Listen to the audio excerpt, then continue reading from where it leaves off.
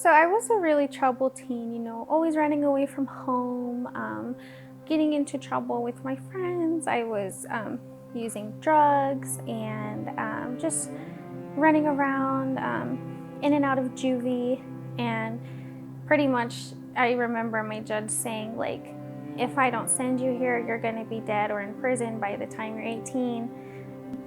I really kind of hit a, dark part of my life, and, sometimes, tried different things to help and nothing seemed to help, and finally got to a point where I didn't think that this world was worth living in anymore. So I always laugh when I think back to it, because going up there I was so frustrated and so upset.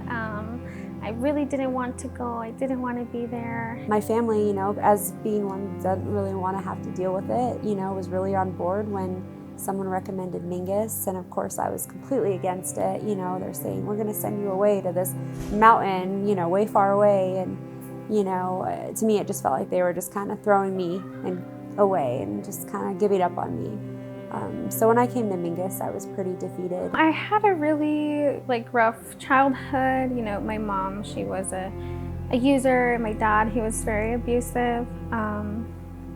So I think it was a lot of traumas I hadn't dealt with, just causing me to act out. I hated any sense of authority. I wanted to do my own thing. My biggest goal was to give everybody there the hardest time. I would have rather been sitting in a detention center than being up there on this strange mountain. I really did want to see myself grow and actually try to have a future, because for so long I just didn't think I would ever be the person that was allowed to have a future, that deserved to have a future. But the first time I realized it wasn't so bad was the first time I was able to go out with the horses. That was a major life-changing moment for me while here at Mingus. Horses, they don't speak our language. So when you're mad and frustrated, you can't communicate that by just saying, I'm mad and frustrated. And I didn't even know how to do that with a human, let alone a horse, to be like, okay. So I had to learn to control my emotions with this, 1,000-pound animal, which then allowed me to maybe learn how to, okay, if I can control my emotions with someone that doesn't speak my language, maybe I can learn how to control my emotions and really deal with things better with, a person or one-on-one. And, that really helped, because that's something I had really struggled with. And, they always call it coping skills, things that, can help you deal when you're having a rough time. And horses truly were that for me. And one of the staff, she was a visiting staff.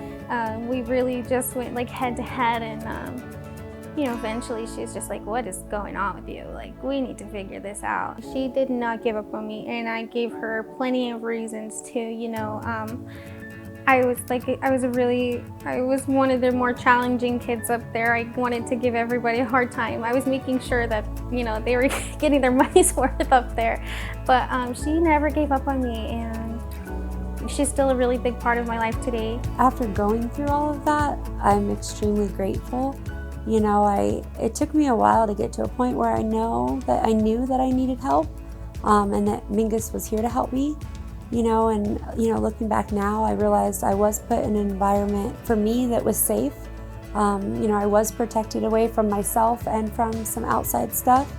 And, it truly did give me the time to focus on what I needed to do to get myself better, to learn skills, to actually become an adult at some point. And, jumping from facility to facility was not going to be the answer. To where coming up here, I was able to kind of be more grounded, and, it truly did allow me to take that next step. If I didn't go to Mingus, my judge is probably right. I would have been dead or in prison by the time I was 18. And once I finally opened myself up to the program and the people around me and the advice that they were giving me, things started to change.